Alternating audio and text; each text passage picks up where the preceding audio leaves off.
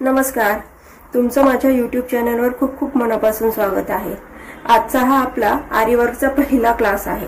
यात आपण आरीवर्कसाठी काय काय सामान लागणार आहे त्याची माहिती घेणार आहोत। आरीवर्क क्लासमध्ये आपण बेसिक आरीवर्क च्या बेसिक स्टिचेस शिकणार आहोत आणि ॲडव्हान्स मध्ये आपण कटवर्क कसं करायचं किंवा 5D 3D चे पिकॉक कसे करायचे किंवा फ्लावर्स कसे करायचे, तसंच पॅचेस कसे बनवायचे, कलर वापरून आरीवर्क कसं करायचं ते सगळं शिकणार आहोत।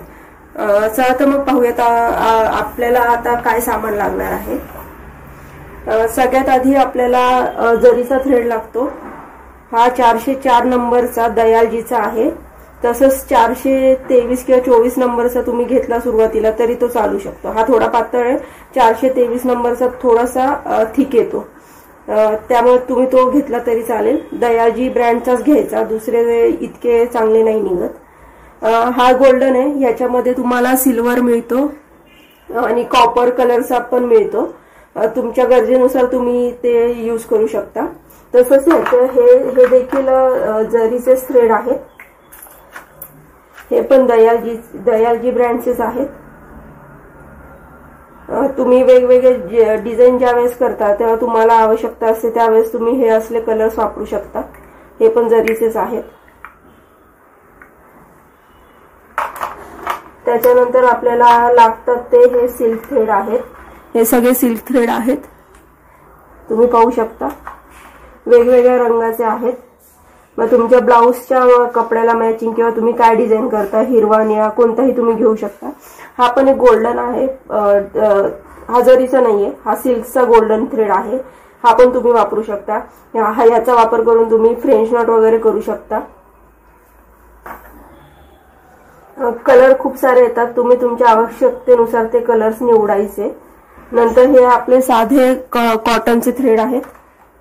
हे कॉटनचे थ्रेड आहेत। आपण जेव्हा नेट लावतो ना त्यावेळेस नेटवर वर्क करतो त्यावेळेस आपण हे असले कलर यूज करतो। तुमची नेट ज्या रंगाची असेल ना त्या रंगाचाच थ्रेड निवडायचा, जेणेकरून आपल्याला ते नेटच्या खाली धागे दिसतात ते दिसत नाही। आणि हा ऑफ व्हाईट कलरचा धागा आहे। जनरली मोती वगैरे लावायला जे बिना नेटचे कापड असतात ना साधे, त्याच्यावर आपण हा धागा यूज करू शकतो ऑफ व्हाईट। गोल्डन सोबत हा परफेक्ट जातो, दिसून येत नाही, त्यामुळे आपण हाच थ्रेड यूज करतो ऑफ व्हाईट। त्याच्यानंतर येतात हा फॅब्रिक ग्लू आहे। फॅब्रिक ग्लू आणि एक बॉन्ड म्हणून पण येतो, तुम्ही हा देखील वापरू शकता किंवा बॉन्ड येतो तो देखील वापरू शकता। कुंदन चिटकवण्यासाठी आपण ह्याचा उपयोग करतो। नंतर ह्या पिना आहेत, बॉल पिना म्हणतात, या बॉल पिना आहेत। आपण एकावर एक ऍप्लिक वर्क करतो किंवा नेट लावतो त्यावेळेस कापड अटॅच करण्यासाठी ह्याचा उपयोग करतो आपण, त्याच्यामुळे आपण लागतात। त्याच्यानंतर येतात ते हे शुगर बीड्स आहेत। सगळ्यात महत्त्वाची गोष्ट आहे हे ब्लाउजवर वर्क करण्यासाठी।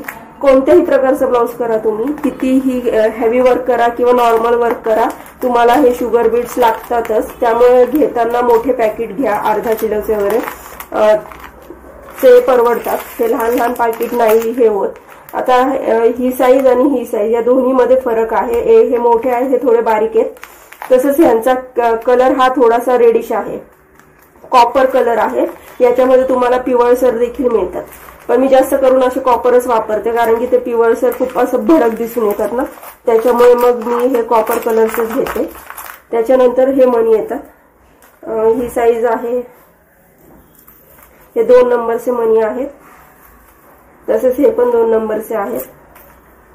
आता ह्या दोन्ही मध्ये पण तुम्हाला फरक दिसेल, हे थोडे रेडिश आहेत आणि हे थोडे पांढरट पिवळे आहेत, तर हे नाही वापरावेत कधी, हे दिसायला चांगले नाही दिसत। त्याच्यापेक्षा हे थोडेसे रेडिश असतात ना ते घ्यायचे कधी पण। आणि हे मणी घेताना पण आहे ना चेक करून घ्यायचे। आता हे मणी मी असे हातावर रफ केले किंवा चोळले तर त्याचा कलर माझ्या हाताला नाही लागत आहे।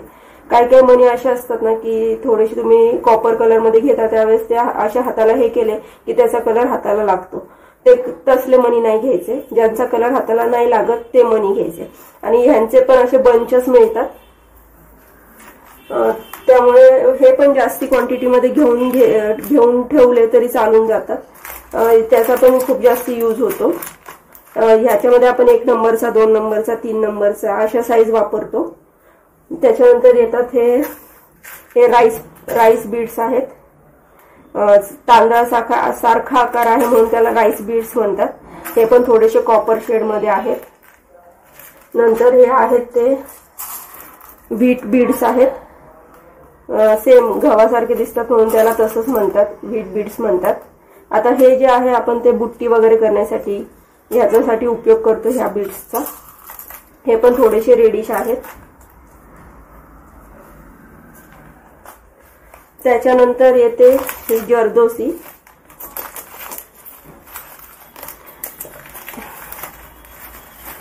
जरदोसी आहे ही. आता माझ्याकडे आहे ती प्लेन जरदोसी आहे.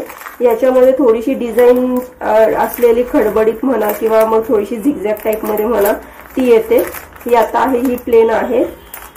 आणि जरदोसी म्हणजे काय तर हा स्प्रिंग सारखाच प्रकार असतो. तुम्ही जेव्हा ह्याला खेचता तेव्हा ही अशी स्प्रिंग सारखी ताणली जाते. त्यामुळे ही वापरताना देखील आपल्याला जपून वापरायला लागते आणि कट करताना पण त्याला प्रॉपर कट करायला लागते. जर एखादा पॉइंट जर इथे सुरुवातीला राहिला आणि तो धाग्यात अडकला तर ही पूर्ण अशी उलगडली जाते. त्याच्यामुळे ती वापरताना आपल्याला जपूनच वापरावी लागते. जरदोसीमध्ये पण तुम्हाला खूप कलर मिळून जातात. तुमच्या गरजेनुसार तुम्ही घेऊ शकता. खूप कलर्स मध्ये जरदोसी मिळून जाते तुम्हाला.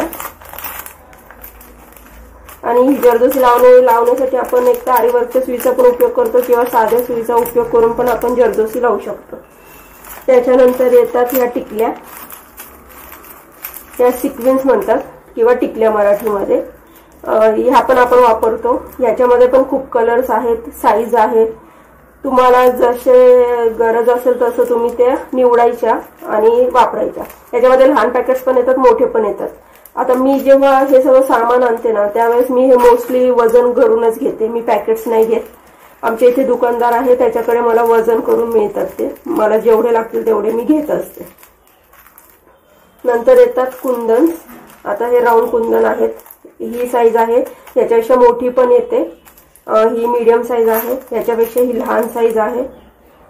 ही पण आपण काय डिझाईन करतोय, आपण कोणते वापरतोय, किती मोठी लागणार आहे त्याच्यावर डिपेंड्स असणार आहे. ह्याच्यात पण बरेच कलर मिळून जातात. हे राऊंड वाले आहेत. हे पान शेप मध्ये आहेत. हे थोडे मीडियम साईजचे आहेत. हे एकदमच लहान साईजचे आहेत. तुम्हाला हवे तसे तुम्ही घेऊ शकता. कुंदन मधलाच हा दुसरा एक प्रकार आहे. याला हे म्हणतात काय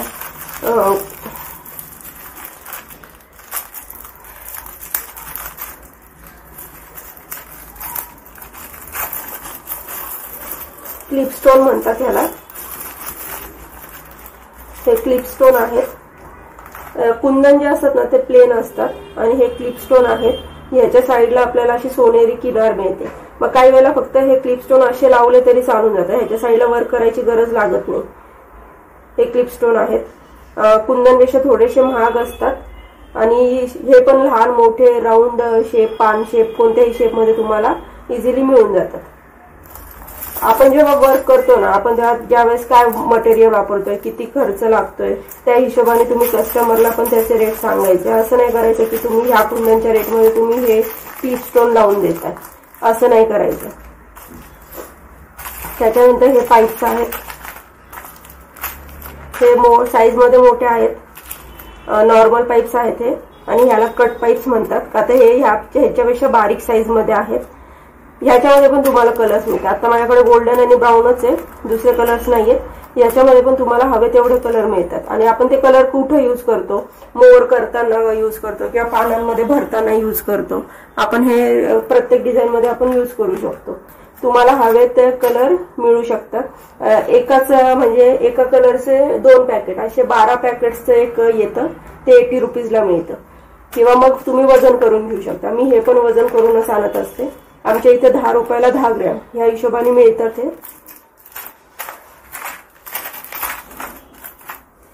त्याच्यानंतर आहेत हे पण शुगर बीड्सच आहेत. फक्त कलर मध्ये आहे. पिंक आहे, गोल्डन आहे, व्हाईट आहे, ग्रीन आहे. आता ह्याच्यात पण हवे तेवढे कलर मिळतात. आपण हे कुठे यूज करतो, जेव्हा पिकॉक करतो, पिकॉकचे फेदर्स बनवतो त्यावेळेस आपण हे यूज करतो. किंवा आपल्याला एखादी फुलं भरायची आहे त्यावेळेस आपण हे यूज करू शकतो। याच्यामध्ये पण तुम्हाला हवे तेवढे कलर्स इझिली मिळून जातात। पुन्हा हे मी वजनावरच घेऊन येते, 10 रुपयाला 10 ग्रॅम आमच्या इथे मिळतात। त्याच्यानंतर येतात हे स्टोन चेन, ही स्टोन चेन आहे, ही रेड कलरची आहे, तशीच ग्रीन आहे, ही व्हाईट आणि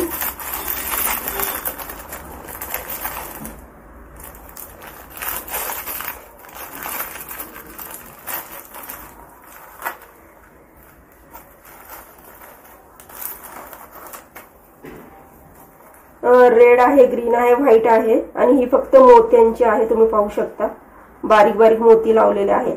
ह्या चेन पण आपण खूप वेळा यूज करतो, बॉर्डर जेव्हा बनवतो त्यामध्ये यूज करतो, खूप ठिकाणी आपण ह्यांचा उपयोग करतो। आणि ह्या पण मीटरवर तुम्हाला मिळतात, 10-15 रुपये मीटर असं मिळतात। मग तुम्ही आता ती घेऊ किंवा ह्याचे पण मोठे असे हे पण येतात, मोठे बंडल पण येतात, तुम्ही घेऊ शकता।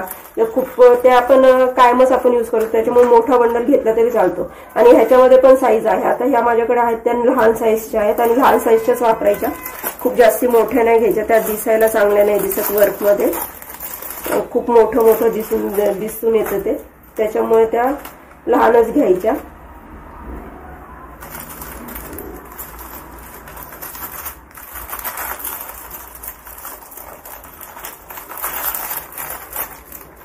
त्याच्यानंतर माझ्याकडे अजून एक आहे, त्याला बॉल चेन म्हणतात, ती गोल्डन कलर मध्ये आहे माझ्याकडे।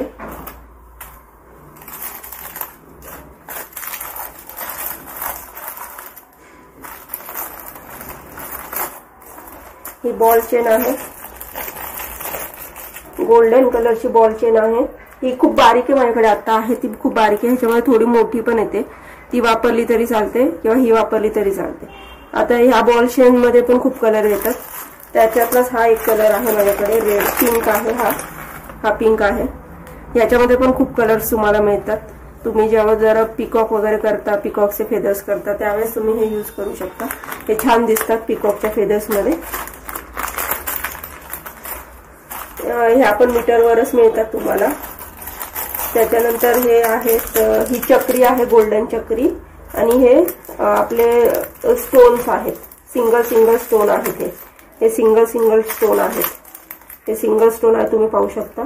जेव्हा ह्या चक्री असतात ना, आता ही आता मोठी आहे, ह्याच्यावर तुम्ही मोती लावू शकता किंवा मणी लावू शकता। तसेच हे तुमचे जे स्टोन आहेत ह्या साईजच्या पण चक्री मिळतात, ह्याच्यापेक्षा लहान पण मिळतात, ह्याच्यापेक्षा मोठी पण मिळतात। ज्या साईजचे स्टोन असेल त्या साईजची चक्री आणायची आणि त्याच्यावर आपण हे स्टोन चिटकू शकतो, त्याच्यावर आपण हे स्टोन चिटकवतो, हे खूप छान दिसतं लावल्यावर। हे स्टोन जरा महाग आहेत, स्टोनच्या चेन पेक्षा व इतर कोणत्याही ह्याच्यापेक्षा ते खूप महाग आहेत थोडे। त्याच्यानंतर आपल्याला लागतात मिरर्स, हे मिरर्स आहेत माझ्याकडे, हे मोठ्या साईजचे आहेत, ते थोडे लहान आहेत। आणि ह्या टिकल्या आहेत, मिरर्सच्या ऐवजी टिकल्या, पण शिकताना आपण ह्या मोठ्या मिरर्सवरच शिकायचं, कारण की आता मोठे असल्यामुळे आपल्याला त्याच्यावर प्रॅक्टिस जास्त होते। आणि जेव्हा ब्लाऊजला वापरतो ना त्यावेळेस आपण ह्या टिकल्या वापरायच्या। एक तर ह्या प्लॅस्टिकच्या आहेत, वजनाला हलक्या आहेत, त्यामुळे जे वर्क करतो ना ते खूप हेवी होत नाही। याच्यामुळे पण तुम्हाला साईज आणि वेगवेगळे शेप्स इझिली मिळून जातात, पण शिकताना जास्ती करून हे मोठेच वापरायचे, किंवा मग तुम्ही हे मिरर नाही आणले तर मोठ्या साईजच्या ह्या टिकल्या घेऊन यायच्या, त्याच्यावर शिकायचं, म्हणजे तुमच्या एकाच वेळेस बऱ्यापैकी प्रॅक्टिस होऊन जाते ह्याच्यावर। हे मोती आहेत, हे थोडेसे व्हाईट कलरचे आहेत, हे थोडेसे ऑफ व्हाईट कलरचे आहेत। ह्याच्यात पण वेगवेगळ्या साईज तुम्हाला मिळतात, लहान मोठ्या कोणत्याही साईज। आणि अशाच हे जे हे जसे आहेत राईस मणी तसे मोतीमध्ये पण मिळतात तुम्हाला, तुम्ही ते पण वापरू शकता। जेव्हा मोतीचंच वर्क करताय त्यावेळेस सगळं हे तुम्ही वापरू शकता। त्याच्यानंतर आपल्या महत्वाची गोष्ट राहिली सांगायची, या सुया आहेत, तुम्ही पाहू शकता, दिसत असेल तुम्हाला, माझ्याकडे ह्या 4 सुया आहेत। ही पहिली सुई आहे, ही ट्युलिप ब्रँडची आहे, ट्युलिप ब्रँडची 14.5 mm ची आहे। जेव्हा सुरुवात करताना तुम्ही त्यावेळेस ह्या सुईनी सुरुवात करायची शिकायला। ही खरं तर क्रोशेची सुई आहे, आरी वर्क साठी ही लोक वापरत नाही, जे प्रोफेशनल वर्क करणारे असतात ती ही सुई नाही वापरत। प्रोफेशनल सुया जर हव्या असतील तर ह्या सुया आहेत पूर्ण लोखंडाच्या प्लेन लोखंडाच्या येतात। त्याला मी हे धागे लावलेले आहेत, म्हणजे आपल्याला ती थोडीशी ग्रिप येते हाताला, त्याच्यामुळे मी हे धागे लावलेले आहेत। ह्याच्यामध्ये लाकडाच्या पण येतात, लाकडाच्या नाही घ्याव्यात, ते लाकडाचं कसं ना खालचं लाकूड वेगळं होतं आणि वरचा जो पॉइंट असतो तो वेगळा होऊन जातो, त्याच्यामुळे लाकडाच्या नाही घ्यायच्या। आणि ही एक सुई राहिली होती सांगायची, ही अजून एक सुई आहे, 5वी सुई आहे माझ्याकडे। आता ही थोडी जी जाड आहे ना, याचा पॉइंट तुम्हाला दिसत आहे, थोडस जाड आहे। हे म्हणजे ह्या कशा असतात माहिती का, ह्याला काय म्हणतात, ह्या 3 सुयांना 1 तारची सुई, 2 तारची सुई, 3 तारची सुई। तार म्हणजे काय, जे आपण हे सिल्क थ्रेड यूज करतो ना, आता 1 तार म्हणजे फक्त हा सिंगल थ्रेड, ह्याला 1 तार म्हणतात। हा डबल केला की ह्याला 2 तार म्हणतात। आणि हा ह्याचा अजून एक लेअर घेतला म्हणजे हे 3 लेअर घेतले तर त्याला 3 तार म्हणतात। अशा 3 लेअर्स घेतले तर त्याला 3 तार म्हणतात। आपण जेव्हा मागतो ना त्यांना 3 तारची सुई द्या, तेव्हा ती ही थोडीशी जाड सुई देतात। आपण इझिली हे सिल्कचे थ्रेड ह्याच्यात अडकून इझिली वर येतात। त्याचप्रमाणे ही आहे 2 तारची, तर ह्याच्यापेक्षा थोडीशी बारीक आहे 2 तारची, आणि ही आहे 1 तारची।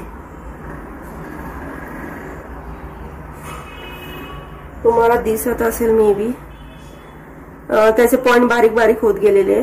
तुम्हाला जेव्हा एकच थ्रेड यूज करायचा तेव्हा तुम्ही ही यूज करू शकता, 2 थ्रेड यूज करायचे तेव्हा ही, आणि 3 थ्रेड यूज करायचे तेव्हा ही।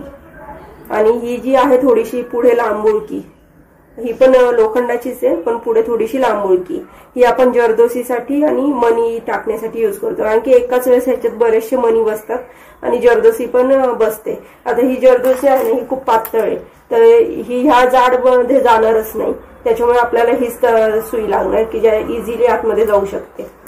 काही जरदोसींचे थोडीशी जाड पण येते, तुम्ही ती साईज पाहून तुम्ही घ्यायची, ती खूप बारीक पण नका घेऊ, खूप जाड पण नका घेऊ। तर अशा या सुया आहेत, या प्रोफेशनल सुया आहेत। आणि जे सुरुवातीला शिकतात त्यांनी ट्युलिपची 14 नंबरची सुई घेऊन शिकले तरी चालते। एकदा तुम्हाला प्रॅक्टिस झाल्यानंतर तुम्ही या सुया घेऊ शकता।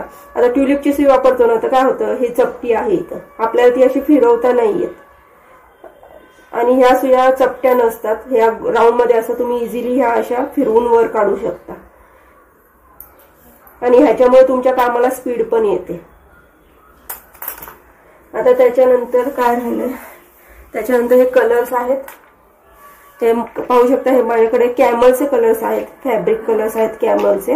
ह्याच्यामध्ये फेविक्रिलचे पण येतात, हे साधे फॅब्रिक कलर्स, ॲक्रेलिक कलर्स आहेत।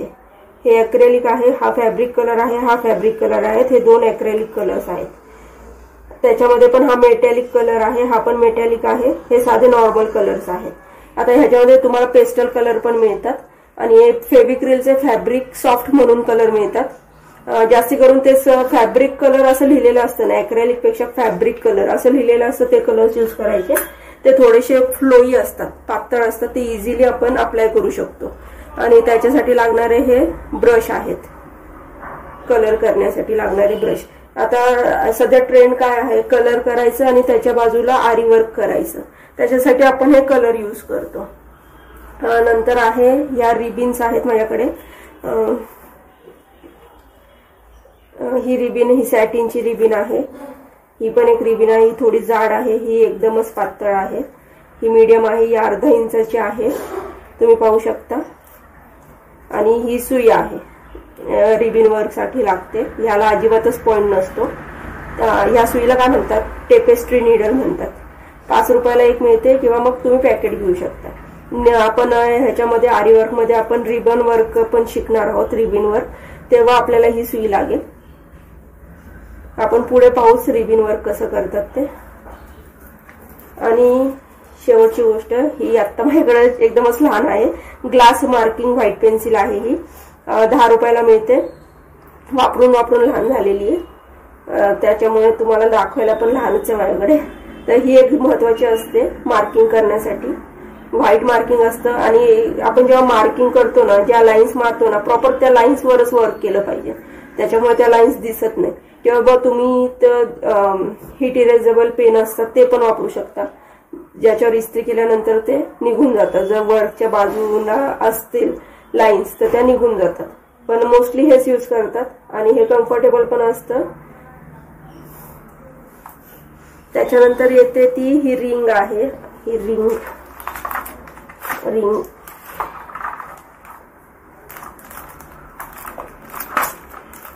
ही पाहू शकता, ही 18 इंचाची रिंग आहे. ह्याच्यामध्ये 2 आहेत. ही पाहू शकता, या 2 रिंग आहेत. ह्या 2 रिंग आहेत, एक आतली आहे आणि एक बाहेरची आहे. याला पाहू शकता तुम्ही, मी व्हाईट काहीतरी गुंडाळलेलं तुम्हाला दिसतंय. एक तर तुम्हाला मेडिकलमध्ये तुम्ही गेल्यावर तुम्ही मेडिटेप म्हणून मागितली तर तुम्हाला एक टेप मिळते, ती टेप आणून तुम्ही अशी गुंडाळू शकता. किंवा मग फर्निचर करतो त्यावेळेस ते फर्निचर करणारे टेप यूज करतात व्हाईट कलरची. आता मी जी लावली ती फर्निचरवाली यूज करतात तीच आहे. ती व्हाईट टेप मी पूर्ण रिंगला दोन्ही गुंडाळून घेतलेली आहे. आपण जेव्हा कापड लावतो आणि ते ओढून घट्ट करतो ना, त्यावेळेस इथे जेव्हा कापड अडकलेलं असतं ना, त्यावेळेस ते थोडंसं फाटल्यासारखं होतं. जर हे लावलेलं असेल तर तो प्रॉब्लेम त्या ह्याच्यामध्ये येत नाही. कापड खराब होण्याची शक्यता बरीचशी कमी होते, 99% कमी होते. त्याच्यामुळे आपण रिंग तुम्ही जेव्हा घेताल तेव्हा त्याला मेडिटेप गुंडाळा, किंवा ती फर्निचरची टेप तुमच्या घरात असेल ती गुंडाळा. किंवा अजून एक उपाय आहे, कॉटनचं कापड घ्यायचं, त्याच्या 1-1 इंचाच्या पट्ट्या कट करायच्या आणि त्या स्टिक करायच्या. तुम्ही तसंही करू शकता. त्याच्यानंतर आपल्याला लागते ते आहे आरीवर्कचं स्टँड. हे बघा, हे आरीवर्कचं स्टँड आहे. हे त्याचे लेग्स आहेत खाली आणि प्रत्येकाला इथे स्क्रू दिलेला आहे. प्रत्येकाला इथे असा स्क्रू दिलेला आहे. हा स्क्रू काढून ह्या पॉइंट मध्ये आपण ठेवतो. हा लेग असे लावतो खालनं आणि ह्याची ही साइडच वरती असते कायम. ही अशी उलटी झाली. हे जे आहे ही बाजू आपल्याला कायम खाली ठेवायची असते. आपण जेव्हा हा स्टँड असा उभा करतो तेव्हा ही रिंग ह्याच्यामध्ये ठेवतो अशी वरनं. ही रिंग अशी ह्याच्यामध्ये बसते. ही रिंग अशी ह्याच्यामध्ये बसते. मग तुम्ही ती कापड लावल्यानंतर ही रिंग अशी ह्याच्यामध्ये बसते आणि आपण ही अशी उभी करतो खालचे लेग्स लावून. म्हणजे तुम्ही आरामात असं वर्क करू शकता. एवढी मोठी रिंग आपण हातात धरून नाही वर्क करू शकत ना, तेवढ्यासाठी हा स्टँड असतो. आता हा माझ्याकडे राऊंड स्टँड आहे. तुम्हाला अमेझॉनवर आता नवीन आलेले स्टँड पण दिसतात, स्क्वेअर मध्ये आहेत ते स्टँड. ते स्टँड पण खूप छान आहेत. त्याच्यामुळे तुम्हाला रिंगची गरज नाही लागत. ते स्क्वेअर असतात आणि त्याला पिना येतात, क्लिप्स येतात. त्या क्लिप्सच्या साह्याने तुम्ही ते कापड अटॅच करायचं. मग त्याच्यामध्ये तर अजिबातच कापड खराब होत नाही. 1% पण कापड खराब व्हायची भीती राहत नाही. स्क्वेअर टाईपचे असतात ते. आपण म्हणू शकतो की लहान खाट म्हणा तशा टाईपची असती. एवढे मोठी खाट आपण ठेवू नाही शकत घरात, त्यामुळे आपण जे आहेत ना घरी शिकणारे ते अशा रिंग्स वापरतात किंवा मग ती स्क्वेअर वाले जे स्टँड येतात ते वापरतात. तुम्हाला घ्यायचंच असेल तर मी सजेस्ट करेन की ते स्क्वेअर वाले स्टँड घ्या. त्याच्यामध्ये तुम्हाला ही रिंगची गरज पण नाही लागणार. फक्त स्टँडचा उपयोग करून तुम्ही वर्क करू शकता. तर आजच्या व्हिडिओमध्ये इतकंच. होप तुम्हाला समजलं असेल. आय होप तुम्हाला हे समजलं असेल मी काय सांगितलं किंवा काय दाखवलं. आता पुढे आपण जेव्हा शिकणार आहोत ना तेव्हा हेच सगळं वापरून शिकणार आहोत. बेसिक मध्ये पण हेच सामान लागतं, ऍडव्हान्स मध्ये पण हेच सामान लागतं. वेगळं असं काही लागत नाही. ऍडव्हान्स मध्ये आपण फक्त काय नेट एक ऍड करणार आहोत. मी आता तुम्हाला दाखवली नाहीये. एक नेट ऍड होईल आणि बेसिक शिकताना एक कॉटनचा कापड आपल्याला लागेल. आणि जेव्हा आपण पॅचेस बनवतो ते पॅचेस आपण एक वेगळ्या कॉटनच्या किंवा अस्तरच्या कापडावर बनवतो आणि ते कट करतो. त्यावेळेस आपल्याला ते कापडही लागेल. बस, बाकीचं सगळं सामान हेच असतं. याच्यामध्ये वेगवेगळे कलर्स मिळतात. तुमच्या गरजेनुसार तुम्ही कलर्स निवडायचे आणि वर्क करायचं. तुम्हाला मी बेसिक स्टिच आधी शिकवणार आहे आणि त्याच्यानंतर ऍडव्हान्स शिकवणार आहे. चला मग आता इथेच थांबूयात. भेटू पुन्हा लवकरच पुढच्या व्हिडिओ सोबत. आता ह्याच्या पुढे माझा येईल तो व्हिडिओ हँड एम्ब्रॉयडरीचा असेल. हँड एम्ब्रॉयडरीच्या बेसिक स्टिचेस जे आपण अँकरच्या किंवा डॉलीचे थ्रेड वापरून करणार आहोत. तर त्याचा ह्याच्यानंतरचा व्हिडिओ येईल तो त्याचा येईल. चला मग भेटूया पुढच्या व्हिडिओमध्ये. Bye bye.